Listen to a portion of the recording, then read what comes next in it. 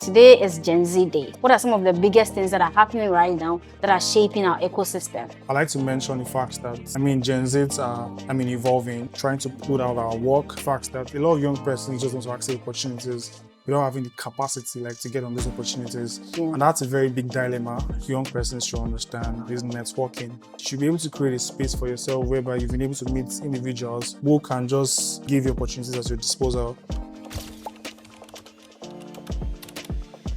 Hello, my name is Yaa Essuamaah Afran-Okese, and you're welcome back to African Discourse Channel.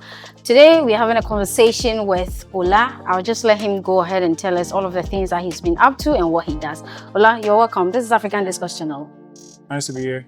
So, my name is Oladotun Ajayi. I'm from Nigeria. I am a nurse professional, right now working in the clinical space on the public health source. And aside that, I work in the youth development space where I democratize opportunities for young persons, right, to access job opportunities that makes them employable. There are spaces, different spaces. So yeah, that's what I'm All right, so earlier when we were having a conversation, you said that you had some companies. Can you tell us about them, what you do?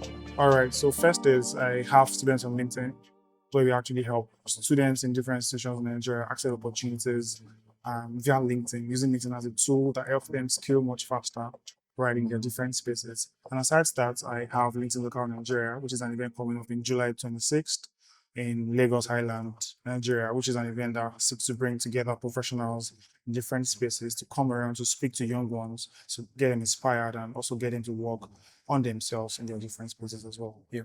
All right, thank you very much. For someone who gives opportunities to the young people, and our topic for today, we are trying to bridge the gap between the academia and then the industry. What do you think are some of the biggest things when it comes to the job industry that are shaping the African industry, the African ecosystem? What are some of the biggest things that are happening right now that are shaping our ecosystem? Okay, so first thing first, I like to mention the fact that Gen Zs are evolving, and we're trying to, of course, penetrate into different systems by, of course, putting ourselves out there, trying to put out our work. For example, myself, I'm a Gen Z, and it's been an exciting ride ever since because I've been pushing myself out there, putting my work out there, and it's been able to hand me so many recognitions in different spaces. So I feel like a lot of things are currently evolving, and if we Gen Zs are able to, put ourselves out there so much more, we're going to be able to harness so much more opportunities that make us thrive in our different spaces. Majorly. Yeah. Thank you very much. Today is Gen Z Day, so we're only talking to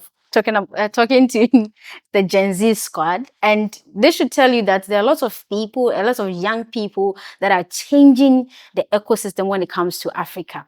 From trying to give young people opportunities, what are some of the things that you have noticed from these young people that you think if they could improve upon, it would bridge that gap that we're talking about today? Okay, so one very common thing that I've noticed is the fact that a lot of young persons just want to access opportunities without having the capacity, to get on those opportunities. Yeah. And that's a very big dilemma and a deviation from the system that actually makes a lot of young persons not get a lot of opportunities, right?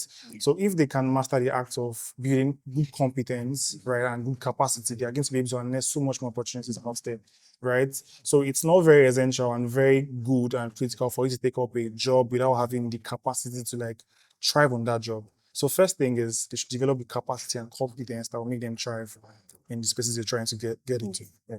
That's very good. So you should try and develop your capacity as a person so that you'll be able to tap into the job market. Now, you said you had a program coming up on LinkedIn. So that means that you're well versed when it comes to LinkedIn and all of the strategies that we're supposed to use. Sure. Could you tell me what you're doing differently on these digital platforms that are setting you apart, that are setting your companies apart?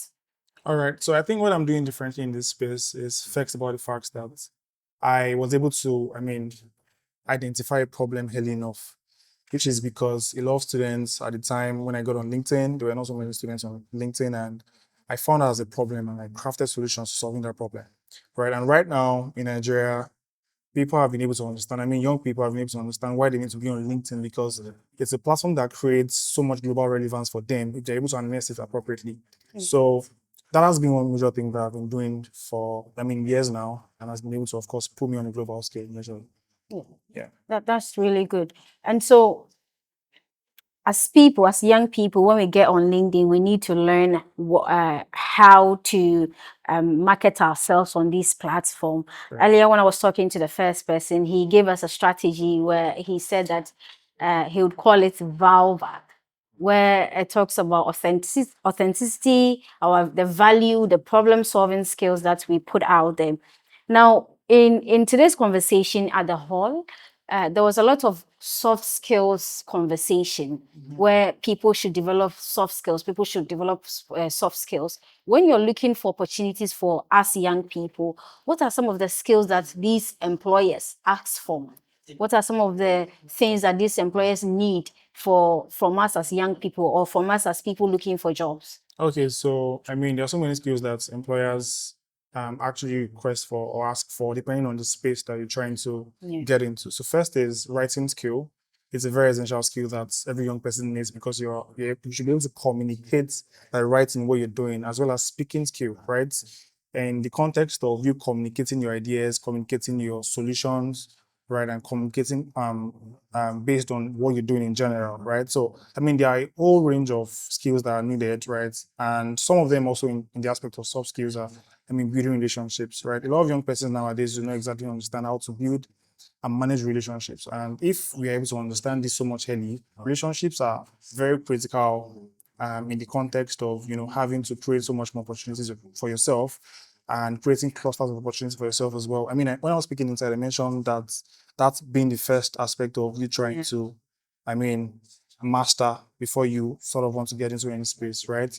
And I also mentioned about honor, right? And honor is majorly like a stream of income that requires no capital to start, right? If you're able to master honor, people will be able to like still see you in the regard of, you know, creating opportunities for you and also, you know, passing on so much opportunities for yourself to be able to thrive in whatever space is you currently in. So yeah. All right. So when I looked at your profile, I realized that you are big on Democrat. Democratizing. Yes, you're Democratizing. very big on that. What has been the barriers Mm. when it comes to trying to find opportunities? I mean, quality opportunities for young people.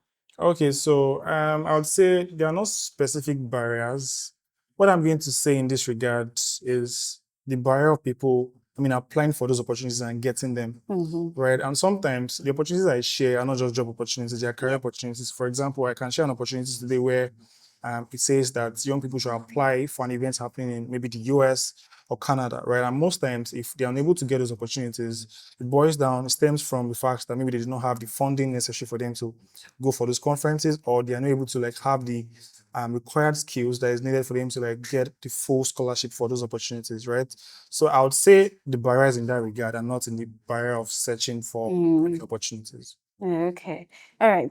Now, global skills. Yeah. When you were just talking, you said that sometimes they do not have the skills that in the global markets they're looking for. What are some of these skills? What are some of the things that we as young people should develop in order to be able to get some of these opportunities outside the borders of Africa? Okay, so on the context of getting opportunities outside the border, right? One thing that young persons should understand is networking, Yeah. right? You should be able to create a space for yourself whereby you've been able to meet individuals who can just, I mean, give you opportunities at your disposal, right? And if you're able to create so much for yourself in that regard, it's going to be very, very easy for you to get opportunities that aligns with what you're doing. I mean, because you start by going for events, meeting people, and by that, you're creating so much cluster, and people are able to share your opportunities based on what they think you're doing, and not just because you're always asking, right? So that's one critical thing that I'll also speak about. As someone who, even though I've always been very vocal, but I've also always been very shy. So talking to people back then, it was a problem for me. Then growing up, getting into the industry, you realize that you need to actually open up and talk to people, build network before you get some of these opportunities. Right. Talking about networking, what should we do? What kind of networking should we move into? What kind of events are we going to? You know, what kind of people are we connecting with in order to be able to build our career journey? Okay, so I'd like to, I mean, point out from where you mentioned, I used to be an introvert. I mean, a complete introvert. Right. I think I remember my first networking event. It felt so weird because I mean I did not know exactly what I wanted to talk about. Yeah. And that was like a very big lesson for me to like learn so much on the aspect of introducing myself and also meeting with people.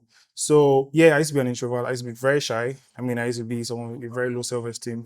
But like putting myself out there to confront that was one critical thing that helped me to develop the confidence in myself to be able to speak about my work and the things I do, right? So that alone was a very big strategy for me to overcome that fear of being an introvert and being someone with a very low self-esteem majorly. That's really good. Thank you very much, Ola, for having a conversation with us. I've really enjoyed my time with you. Before you go, Okay. one last message for us Gen Zs. Okay, so again, like I mentioned, honor is a stream of income that requires no capital. If you can master the act of honor, right, you'll be able to thrive and scale much faster in life. So thank you very much for having me. Thank you very much, Ola. Yeah. Now, can you give us your social media handles so that Okay. people can follow you everywhere? That's fine. I'm Oladotun Ajayi on all social platforms. It's been a pleasure having you. Thank you very much. Thank you. You have a good day. Thank you.